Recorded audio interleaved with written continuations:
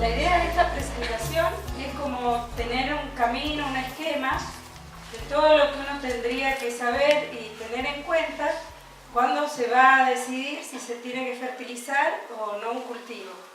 En este caso estamos tomando el cultivo de poroto. El cultivo de poroto lo he estudiado durante muchos años y he estudiado durante muchos años el cultivo de poroto y se han hecho los perfiles nutricionales tanto de macronutrientes como de micronutrientes. Esta información la tienen en el dossier, así que si quieren consultarla, un dossier que se hizo casualmente para tener una puesta al día de todo lo que es nutricional y la fertilización de poroto para grano seco en el país. Bueno, la zona productora de poroto para grano seco sería esa que está representada en amarillo. Esos puntos azules serían los puntos de muestreo que se han ido tomando para hacer los estudios. Los suelos que caracterizan la zona porotera para grano seco son arqueostoles y aplustoles, típicos y únicos. Esos son los perfiles que presentan. La siguiente. Bueno, a estas muestras se hicieron una gran cantidad de muestras. Esto lo hice en mi tesis de maestría y se hicieron los análisis físicos y químicos de las muestras. Y se hizo un estudio multivariado de discriminantes. Este estudio estadístico lo que hace es ver las diferencias entre las muestras. La siguiente. Y se vio que los análisis físico-químicos de las muestras de suelo caracterizan los distintos tipos de suelo. Es decir, los distintos tipos de suelos productores de poroto tienen diferencias en los contenidos de zinc, nitrógeno, potasio y carbonatos, en la fracción coloidal y por ende en la capacidad de retención del agua. Esas serían como las características que diferencian estos cuatro tipos de suelos. En general, vemos que los suelos son alrededor de pH 7, son bajos en materia orgánica y en nitrógeno. La deficiencia nitrogenada es como generalizada en casi todos los suelos, así que los cultivos que son muy dependientes de nitrógeno aumentan sus rendimientos cuando se los fertiliza con este elemento. Son ricos en potasio, eso es como decían anteriormente, que son ricos en arcillas caolinitas.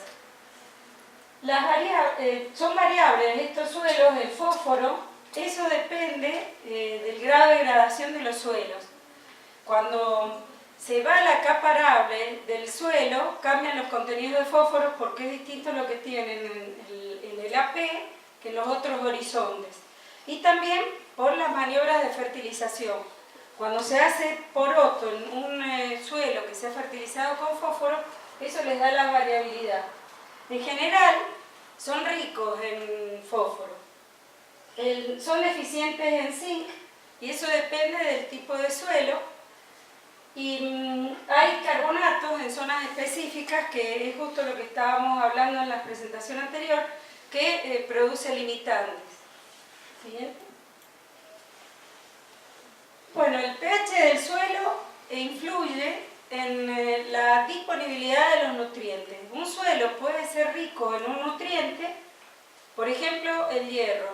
El hierro es el ejemplo típico de que hay cantidades abundantes en todos los suelos y sus deficiencias se presentan cuando el pH es alcalino.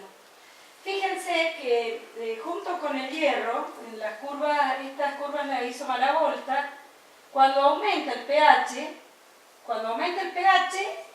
disminuye la disponibilidad para la planta. O sea, eso es independiente del análisis. En el análisis nos puede decir que los requerimientos que tienen cantidades suficientes, pero la planta no los va a poder absorber. Esas son por interacciones que van ocurriendo en el suelo y con el vegetal. Lo mismo ocurre con el fósforo. Como veíamos, Entonces, cuando los suelos son tendiendo alcalinos, vamos a tener problemas en estos 5 elementos como mínimo. Sigamos. Bueno, el poroto es una fabácea, llamada leguminosa, que hace simbiosis con el Rhizobium leguminosarum Biogan fascioli. Eso es lo que se creía siempre, y todos los estudios de rizobiología se estudiaba este biobar y este Rhizobium. Hay dos grandes grupos, uno de INTA y uno de la Universidad de La Plata, que están estudiando rizobiología en poroto, y los de la Universidad de La Plata vieron que el poroto no es tan específico en hacer simbiosis con un tipo de bacteria como lo es la soja, y que es más promiscuo en cuanto que puede nodular con otro, justo hablo del Rhizobium y acá era microbiólogo. Bueno, que puede nodular con otro Rhizobium.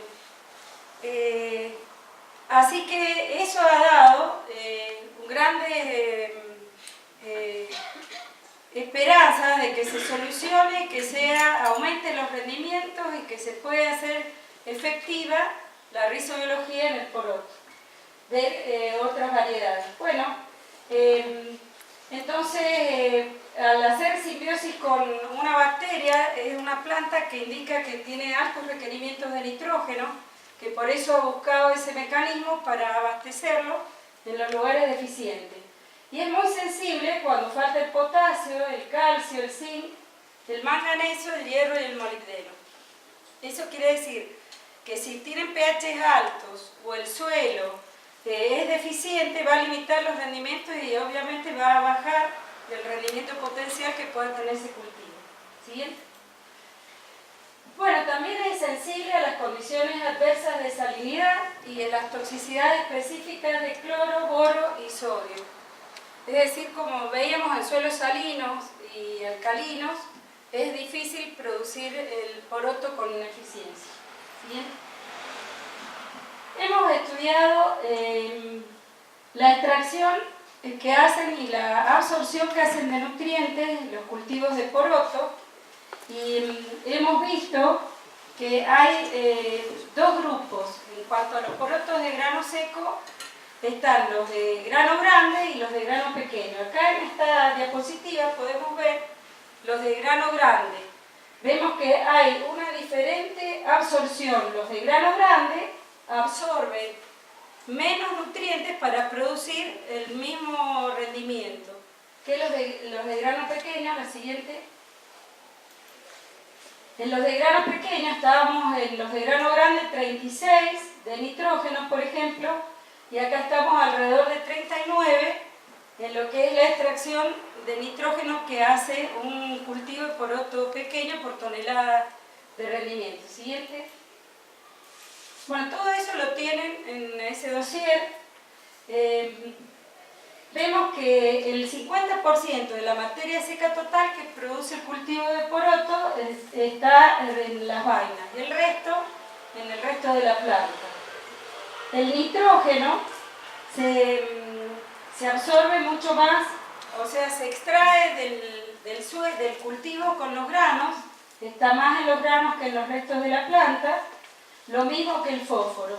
En cambio, el calcio, el potasio y el magnesio se lo encuentra principalmente en los restos. Es decir, que si esos restos quedan en el suelo, de toda la absorción que hacen, la mayoría regresa al suelo. La siguiente. Podríamos decir que un poroto de grano grande, que ahí tenemos los alubias, saben ustedes que nosotros somos los primeros productores mundiales del poroto alubia. Entonces, bueno, es un poroto que se trata de producir con mucha calidad, tiene que tener buen tamaño, buen color, y eso uno lo ayuda teniendo una buena nutrición. Acá están las extracciones de 2.500 kilos por hectárea de poroto, estaría absorbiendo, se lleva 90 kilos en el grano de nitrógeno, 26 de fósforo expresado como pentóxido, 42 de potasio expresado como óxido de potasio, y calcio y magnesio, fíjense que tienen una diferente absorción, mientras que el calcio absorbe alrededor de 60 kilos, magnesio alrededor de 20, pero en la extracción que hace en el grano es exactamente igual, es decir, los dos se llevan 3 kilos de calcio y 3 kilos de magnesio. La siguiente. Se han estudiado localmente las curvas de absorción de poroto y se ve que alrededor de R6, que sería floración, cambia la pendiente de la curva. Eso nos está indicando que ahí comienza la máxima exigencia del cultivo y por lo tanto, si nosotros tenemos que hacer una maniobra de fertilización, como el poroto es un cultivo de ciclo corto, miren, 2 clics más allá en la orilla, como es un poroto de ciclo corto, necesita que se lo ponga con anterioridad a los nutrientes, así los tiene disponibles en el momento que más los absorbe. Bueno, las curvas de absorción de nutrientes siguen la curva de materia orgánica, que es la blanca. Siguiente. Eso, así no importa. Bueno, y tiene raíces superficiales, por lo tanto tiene que estar enriquecida la capa superficial del suelo. La siguiente. Vemos acá están expresados los nutrientes en concentración, es decir, porcentaje del nutriente en 100 kilos de materia seca. Y vemos que a medida que avanza en el ciclo hay una dilución, es decir, cada vez menos concentrado el nutriente. La siguiente. Se han estudiado también cuáles son los momentos fenológicos de las tasas máximas de absorción. En ese momento, bueno, el poroto tiene que tener bueno el contenido de agua y esa agua será una solución nutritiva buena para que no limite los rendimientos. En general, por ejemplo, en el nitrógeno tenemos 2 picos y observen que el nitrógeno con 3,5 kilos por hectárea por día de absorción es el que tiene el máximo. Y el mínimo lo está dando el fósforo. La siguiente. Bueno, vemos que para tener un rendimiento potencial en un cultivo tienen que estar en óptimas condiciones todos los factores de la producción. Lo hemos estudiado en ecofisiología, en poroto, en maíz específicamente, y vemos que el primer factor de la producción que produce una brecha tecnológica, es decir, que disminuye el rendimiento, es el agua. Es decir, si el cultivo no tiene un buen abastecimiento hídrico, va a disminuir los rendimientos. Y la segunda brecha la están produciendo otros factores que lo encabezan los nutrientes. Esto se invierte, estas brechas se invierten en el caso de cultivos conservacionistas, donde tenemos siembra directa con una buena cobertura de materia seca en el suelo, en donde eso hace que el agua tenga un mejor comportamiento hídrico del suelo, entonces pasa a producir la primera disminución de rendimiento, los nutrientes. La siguiente. Bueno, en términos generales, esta es la ley de Liebscher. Esta ley lo que dice que cuando nosotros incorporamos un factor, o optimizamos un factor de la producción, ese factor va a aumentar más el rendimiento si los otros factores están en condiciones cercanas al óptimo. Ustedes todos recordamos la ley del mínimo de Liebig, que dice que el factor que está en mínima expresión, cuando lo aumentamos, aumenta el rendimiento. Y esta sería complementaria. ¿Qué pasa si hay 2 factores que están en mínimo, en muy mínimo? Aumentamos uno y aumenta poco el rendimiento, aumentamos otro, aumenta poco el rendimiento. Si aumentáramos los 2 juntos, produciría un mayor aumento del rendimiento. Eso parece algo muy sencillo, pero en realidad ocurre cuando uno estudia en ensayos de respuesta. Por eso hay una tendencia de ver, por ejemplo, estudiar las limitaciones que produce el agua y producen los nutrientes. Sería óptimo porque ahí tendríamos los 2 factores que más influyen en los rendimientos, estudiarlos en conjunto para ver cómo hacer un salto de rendimiento mayor que el que estamos obteniendo, que muchas veces, por la variabilidad ambiental, se nos diluye y nos sale no significativo, es decir, no aumenta el rendimiento, pero en realidad tal vez sí tiene una tendencia a aumentarlo. Lo que pasa es que lo que lo aumenta queda camuflado o oculto en la variabilidad ambiental. Bueno, vienen otras cositas allá abajo. Esto está, yo lo puse así con números, como para que veamos. La producción en realidad es una productoria de eficiencias productivas.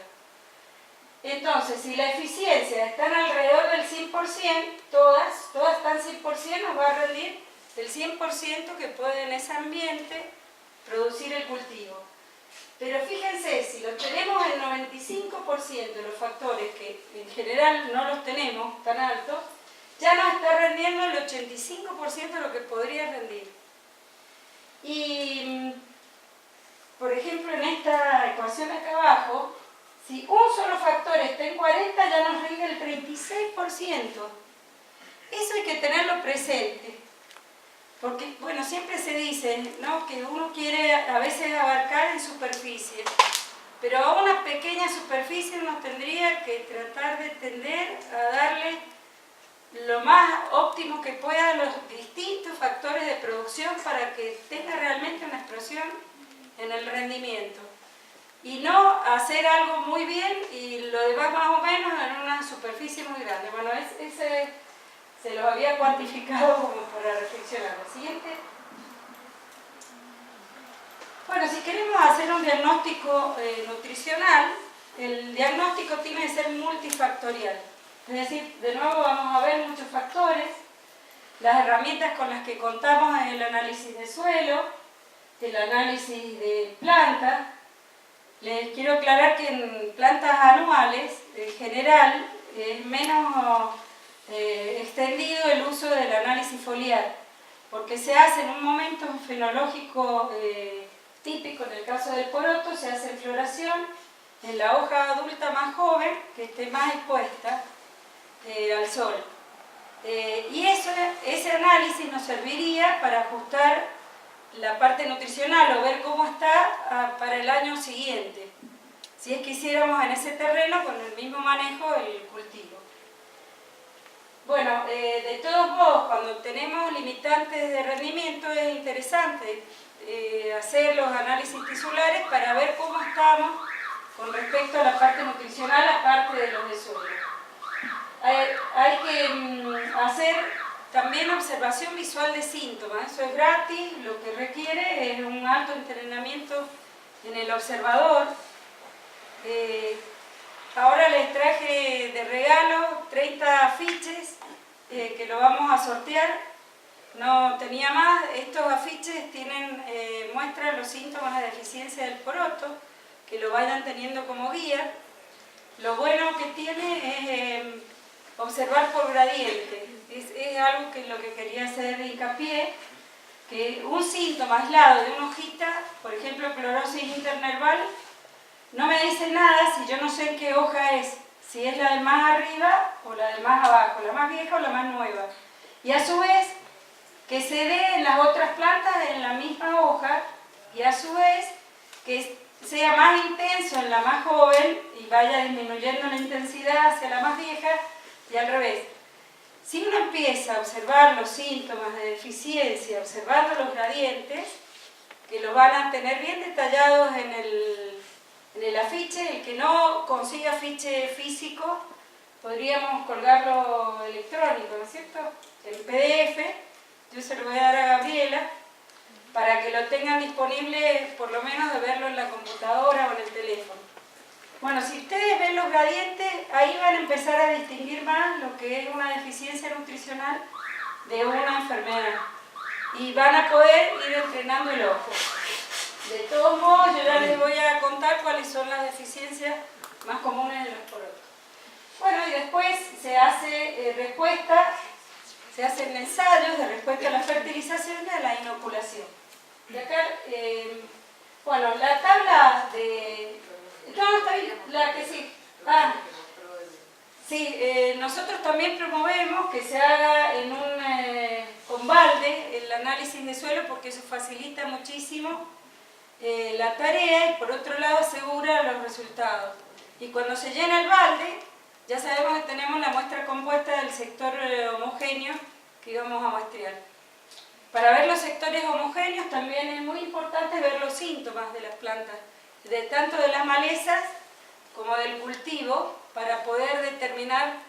La planta muestra mucho lo que le pasa al suelo y el manejo, ¿no? Bueno, la siguiente. Esta sería la tabla de interpretación de los análisis de suelo y le agregué una columna poniendo la tolerancia del poroto. Vemos que es semitolerante a la acidez. Por ejemplo, las bacterias en la inoculación no son tolerantes a la acidez. Y si un suelo es ácido, si bien el cultivo lo puede semitolerar, la bacteria no. Entonces, si queremos tener una buena fijación biológica de nitrógeno a través de la bacteria, no tendríamos que ir a suelos ácidos. Bueno, es sensible a la salinidad, a los carbonatos de calcio y magnesio. Ahí el límite yo lo estoy poniendo en 1, porque ya el poroto, al ser una planta sensible, por ejemplo en los suelos que mostraba el ingeniero Torres, esos de 2%, ya estaríamos teniendo limitaciones de rendimiento por problemas de fósforo y micronutrientes. Bueno, es sensible al sodio y al boro. Sigamos. Hola. La próxima. En cuanto a los nutrientes, es sensible al potasio, al calcio, al zinc, manganeso, al molibdeno. Bueno, ahí están los valores. Por otro lado, cuando uno no tiene ensayos de rendimiento, las tablas de interpretación de análisis tienen implícita, en donde uno dice que el nutriente está abastecido en la columna de la izquierda, que está abastecido en una forma normal, que no es limitante, si tiene esos valores. En general, en un cultivo extensivo, la recomendación es no fertilizar, por lo menos en el corto plazo. A nivel de sustentabilidad, uno eso se lo tendría que plantear. Es por eso que nosotros estamos viendo, ¿no es cierto?, cuánto extraen los cultivos, cuánto se llevan del campo, cuánto necesitan absorber. En la segunda columna, si uno le pone lo que extrae, garantizaría los buenos rendimientos y así con un porcentaje de aumento cuando la clasificación está más castigada, o sea, cuando no tiene buena cantidad. Eso uno lo puede tomar como una regla general.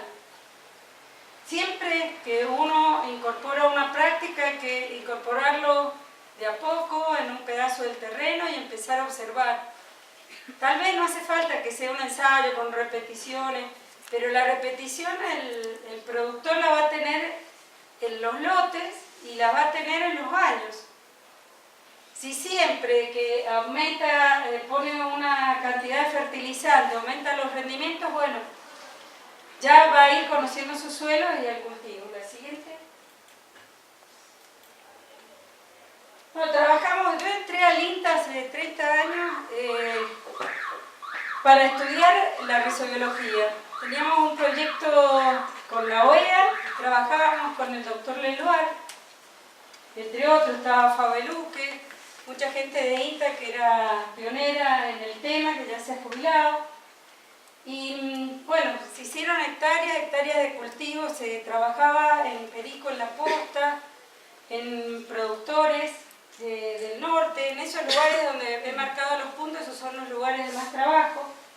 Y se pudo, si bien la técnica de nodulación no aumenta los rendimientos en grano, lo que hemos observado es que cuando se lo inocula hay más porcentaje de plantas inoculadas, que sería este gráfico de la izquierda. Me cuesta un poco hacer esto. Bueno,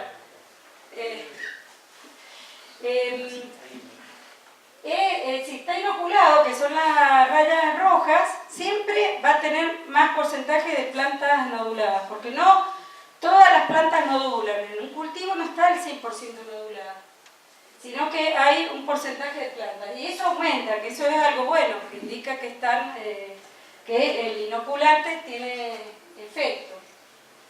Y después, el cultivo de poroto, parece ser que el poroto es un cultivo que no es de pleno sol, sino que lo beneficia mucho estar en el sotobosque, como es su origen. Entonces, cuando se hace el suelo cubierto, se beneficia. Y si está el cultivo cubierto con una malla media sombra, todavía se beneficia más. Nosotros en estos ensayos obtuvimos los máximos rendimientos que se habían obtenido en el poroto alubia en media sombra. Eso para tenerlo en cuenta en la asociación de cultivos es interesante. Bueno, después si vemos el porcentaje de plantas noduladas, ahí tenemos tres tipos de poroto. El alubia cerrillo, que es el celeste, que es un poroto blanco grande. Y después el rojo y el amarillo son porotos negros. La diferencia del rojo con el amarillo es que el rojo es de hábito 2, de hábito 3, perdón, y el otro es hábito 2. Es decir, es un poroto que tiende a producir guías. Bueno, se ve que responden más a la nodulación, a la inoculación, los porotos negros. Inclusive en los ensayos teníamos mayor porcentaje de aumento de rendimiento. Lo siguiente.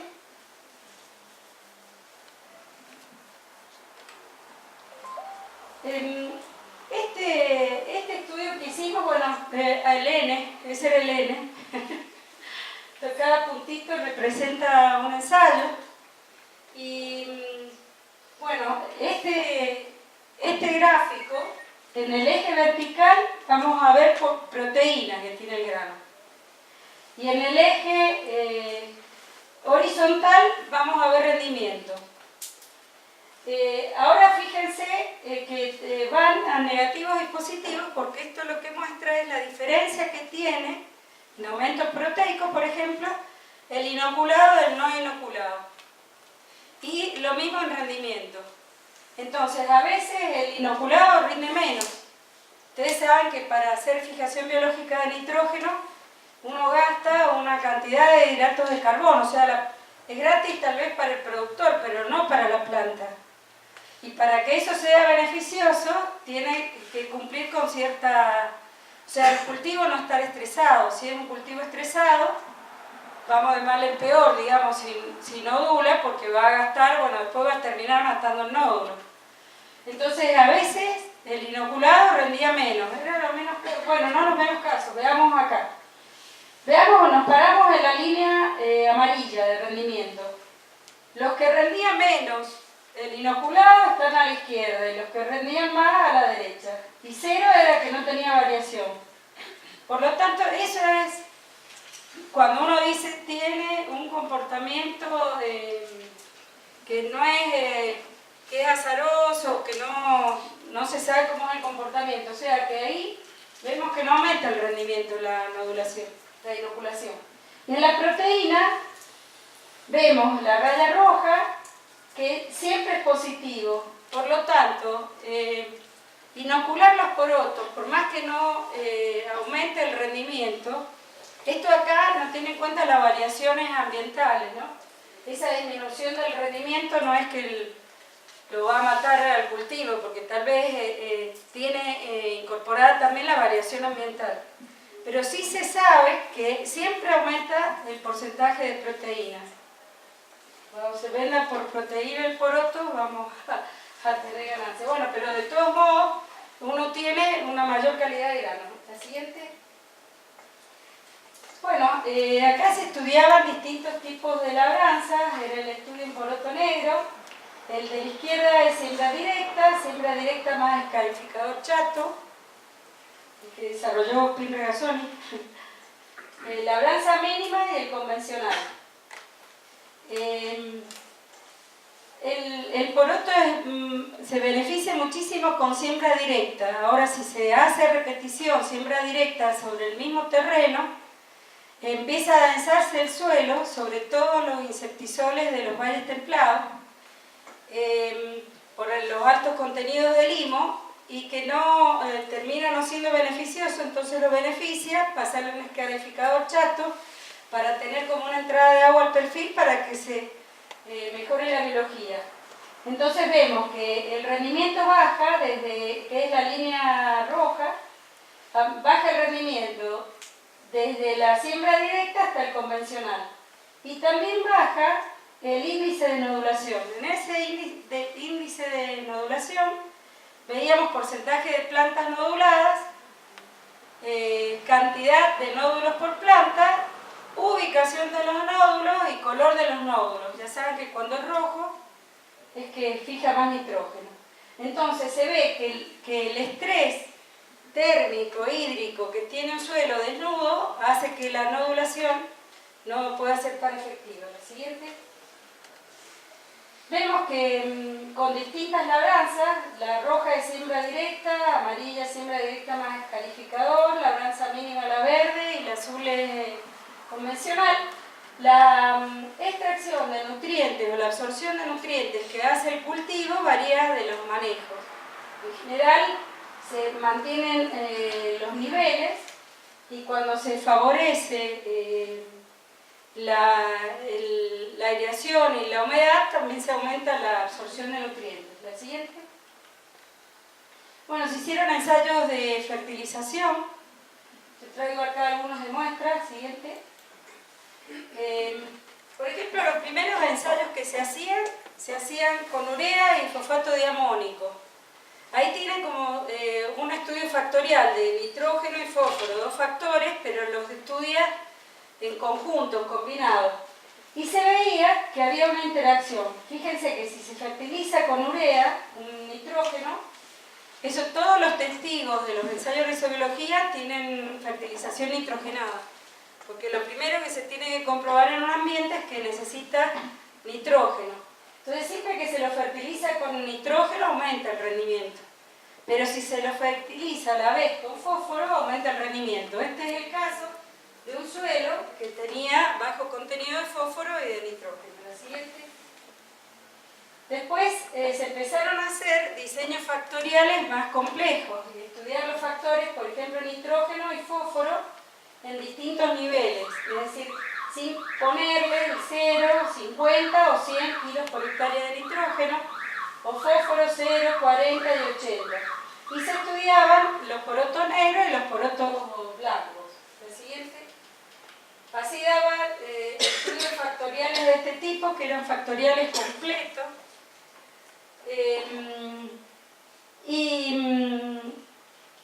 Y en un suelo que es deficiente en fósforo, deficiente en nitrógeno, la siguiente, veíamos que los rendimientos aumentaban con la fertilización nitrogenada.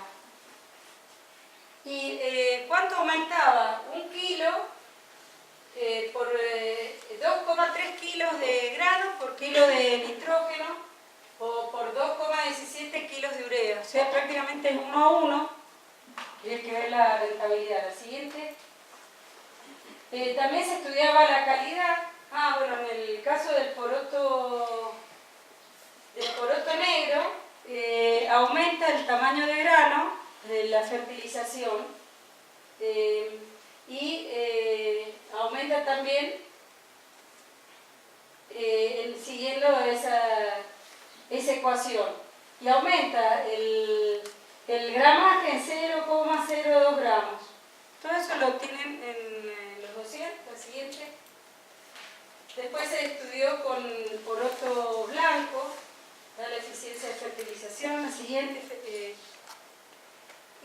Después vamos a ver las conclusiones para ver los ensayos. Se hicieron también ensayos en maceta con micronutrientes, trayendo suelos de las zonas productoras que tenían distintos contenidos. La siguiente. Y así se ve que veíamos los afructoles y los argiustoles. Yo les quiero contar que son los suelos de mayor calidad del NOA. Son los mejores suelos que tenemos en el NOA, están en la zona productora de poroto. Y en el caso de tanto el argiustol como el afrustol údico, son suficientes en en zinc, fíjense abajo, que supera 1 de miligramos por kilogramo. En cambio, los típicos, tanto el acrustol como el aprustol, son deficientes en zinc. Entonces eso hay que tenerlo en cuenta cuando uno produce poroto, y si tiene pH alcalino, va a verse limitado en el rendimiento. Este ensayo, como los suelos eran deficitarios en zinc y nitrógeno, y se había hecho la observación de síntomas del zinc y la descripción, se hizo un factorial, la siguiente. Otra más. Yo soy de varios clics. Otra más.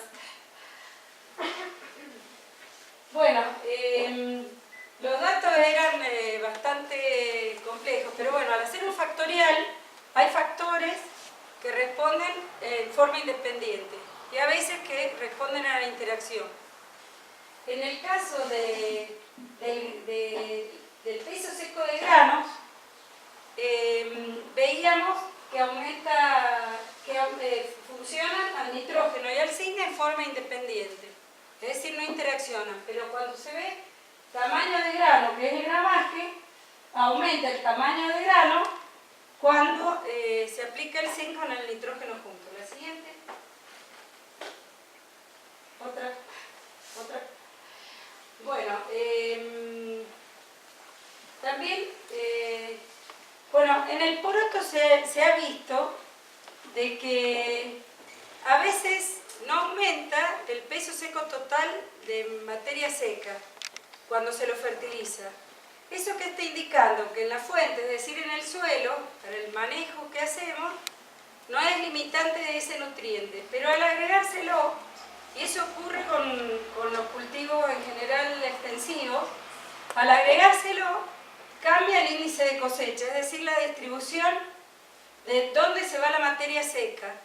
Al aumentar el índice de cosecha nos produce un aumento de rendimiento en la parte cosechable, que es lo que nos interesa, que es lo que llamamos como aumento de rendimiento. Eso a veces sucede con los porotos negros, no aumenta la materia seca total, y sí el grano, y con los porotos blancos sí aumentan las dos cosas. Es decir, es más exigente el nitrógeno y zinc.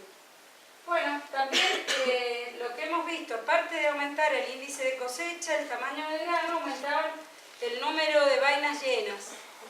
Es decir, había más porcentaje de vainas con granos. La siguiente. Bueno, después, como ya nos gustaban los factoriales, hicimos un factorial triple. Trabajando nitrógeno, fósforo y zinc. La explicación de esto era la ley de Liebscher, que yo les explicaba, ¿no? Porque si no, uno se frustra mucho de que no aumenta, no puede todos los ensayos decir no responde. Entonces uno anda atrás de buscar respuestas contundentes. Bueno, se hizo este factorial con nitrógeno, fósforo y zinc. La siguiente. Esto hay que hacer, son 27 tratamientos, bueno, tiene toda una maniobra estadística para poder realizarlos. Y el suelo era deficiente en fósforo, nitrógeno y zinc. La siguiente. Y lo que se observa es que respondía no en forma de interacción, sino a las variables simples, y que el máximo era el tratamiento 1. Les digo que cuando uno, así como científico, elige los tratamientos, si tiene el 0, que es no ponerle nada, el 1 siempre es el que pone el productor, digamos, o el que uno piensa que le recomendaría al productor. Y el 2 es un exceso, por si acaso, así uno genera una curva que se puede hacer la regresión y ajustar más la técnica. Y bueno, acá responde al 1. En el caso del tamaño de grano, cuando se agrega nitrógeno también aumentaba el tamaño de grano. La siguiente. Bueno, ahora estamos haciendo dos tipos de ensayo en este momento, los tenemos en el INTA Salta. Hay unos que siempre hemos estado trabajando con fertilización de fertilizantes inorgánicos. Ahora hemos empezado toda una unas líneas ya hace años a trabajar con residuos de industrias agrícolas y de comestibles. Entre esos residuos tenemos la producción de gallina, ha aumentado mucho en el Valle del Lerma, la producción de huevos. Y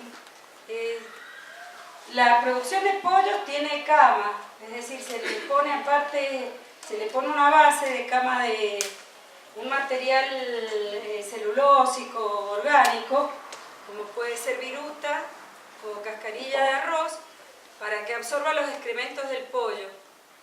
Entonces el material que se obtiene es un abono que sirve como enmienda orgánica. Es decir, que va a dar un gran aporte de materia orgánica y es más diluido en nutrientes. El de gallina es considerado un fertilizante orgánico por su alta concentración en nutrientes y es de difícil uso en fresco porque no hay máquinas que lo puedan distribuir bien. Yo ahí traje la filmación de cómo se distribuye. Después se lo puede compostar. El compostaje es traer más material a la finca. Entonces tenía un camión de excremento, ahora tiene que tener 3 camiones, 2 de materia orgánica y 1 de excremento para compostar, cosa que no les está cuadrando a los productores de huevo. Y la forma que lo comercializan en general es secarlo. Se lo seca bien en la época que no llueve, pero cuando llueve es de difícil secado, se les empieza a incrementar, se va generando como un ecosistema de moscas, aves, etc. A su vez, bueno, la urbanización va avanzando hacia las zonas productivas, por lo tanto cada vez quedan más cerca estos establecimientos de barrios, de casas. Entonces, bueno, tenemos una línea que es el uso de estos residuos. Hay varios residuos de la producción. Uno es el guano de gallina fresco. Guano de gallina fresco es el que uno obtiene en el verano, cuando llueve, porque para secarlo tendría que tener un galpón. Todo eso va aumentando los costos. Y si se lo seca, hay unas máquinas abonadoras que lo aplican con mucha eficiencia. El desafío está en aplicarlo fresco. Nosotros estamos trayendo máquinas, ya hemos convencido a un productor de huevos que compre una máquina, estamos viendo cuál es la mejor, ya la van a traer, y ya hay 2 más en el Valle del Lerma. Y bueno, como resultado empezamos a fertilizar. La idea es fertilizar maíz, no tabaco, sino trabajar fertilizando las rotaciones de tabaco. Fertilizamos maíz con altísimos resultados porque hemos visto que el guano de gallina fresco, aparte de tener la parte de nutrientes, absorbe la humedad. Y en este año que estuvo muy seco, la diferencia de rendimiento la ven acá. El que se le aplicó, nosotros le aplicamos 10 toneladas de guano fresco, no distribuidas tan homogéneamente, y el de atrás es el que se ve sin fertilizar. Miren la diferencia de ese poroto. La siguiente, ahí es otra foto, estos ensayos se pueden ver. La diferencia que tenemos fertilizado con el guano de gallina fresco, que es un problema, que contamina, que no se sabe qué hacer con él, y en los suelos nos produce un aumento de rendimiento y una mejora en los suelos en cuanto a materia orgánica y nutrientes. Después tenemos otro ensayo que es un multicéntrico, un ensayo que se hace entre 7 países de rizobiología. Hemos vuelto a estudiar el tema para ver si podemos lograr que sea más eficiente, ya viendo eso que es promiscuo, que se puede trabajar con otras bacterias, no solo la específica de poroto. Se están trabajando con las mejores cepas de 7 países. Ese ensayo, la semana que viene, el jueves, a las 11 de la mañana vamos a hacer una jornada de campo, viene el especialista en Rhizobium, incluso está trayendo cepas para haba, arveja y alfalfa de los que le pidieron, que se van a hacer ensayos en los valles áridos. Está dispuesto a consulta, así que Ya vamos a pasar la información oficial. Yo cuando estaba acá sentada me llamó por teléfono y me confirmó que venía el miércoles y jueves, va a estar en Cerrillo. Bueno, vamos a mostrar los ensayos. La siguiente. Bueno, también trabajamos en zonas de toxicidades. Esto era la toxicidad de boro. En este lado está el suelo sin problemas, es decir, en donde no se presentaban las toxicidades, y allá con problemas. Después se regaba con 3 calidades de agua. Como el origen era el agua, el contenido del boro, fíjense que cuando el suelo tiene problemas, por más que cambie la calidad de agua, no cambia instantáneamente la calidad del cultivo. Se los ve iguales. Pero se los ve mejor que los que tienen el suelo con problemas. Bueno, se adecuaron unas técnicas analíticas que son más económicas que las tradicionales y son las que se ven en las tablas de interpretación. ¿La que sigue?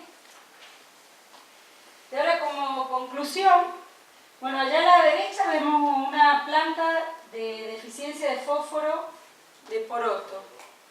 Ese era el ensayo que hicimos de guano, estaban las plantas así, cuando no se las fertilizó. Y este es una deficiencia nitrogenada, se ve una clorosis, o sea, las plantas se las ven claritas.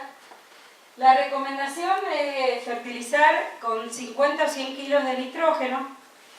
Por el momento no se fertilizan los cultivos, ni poroto, ni soja, ni maíz.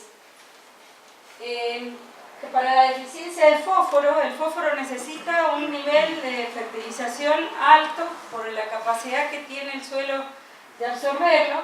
Estamos recomendando entre 40 y 80 kilos de fósforo y interaccione con el nitrógeno. O sea, es conveniente que agregarlo a los 2 puntos. ¿La que sigue? Se ha observado esa clorosis internerval en las hojas más jóvenes de las plantas de poroto.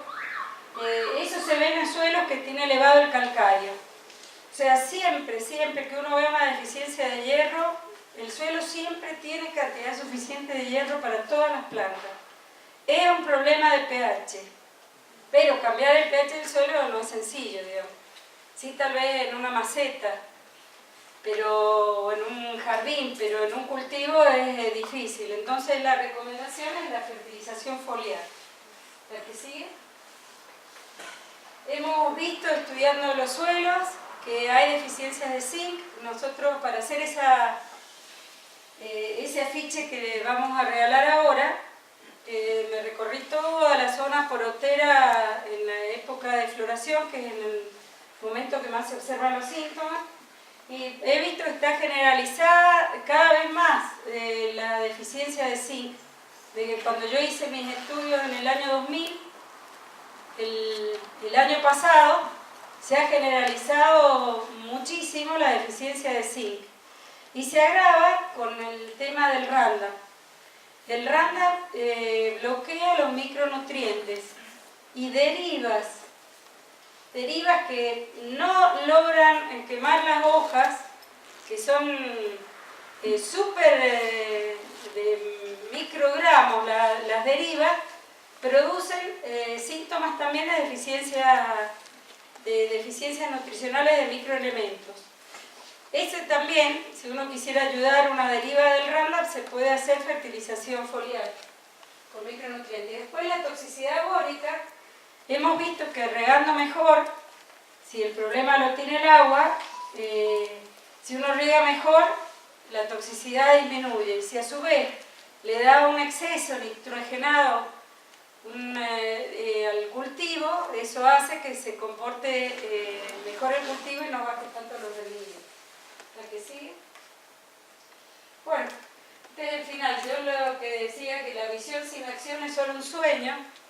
Por ahora tenemos la visión, o sea, tenemos el sueño de que alguna vez se fertilicen los campos de cultivos extensivos para reponer todos los nutrientes que le estamos extrayendo. La acción sin visión es un entretenimiento, pasar el tiempo. Y la visión con la acción cambiará el mundo. Que eso es, es el deseo que tenemos los investigadores, que llegue el momento. Uno de la ciencia se adelanta a los hechos, o eso trata, de adelantarse, y bueno, que llegue el momento para poder aplicar esto y que ya tengamos los conocimientos para salir con toda la artillería. Bueno.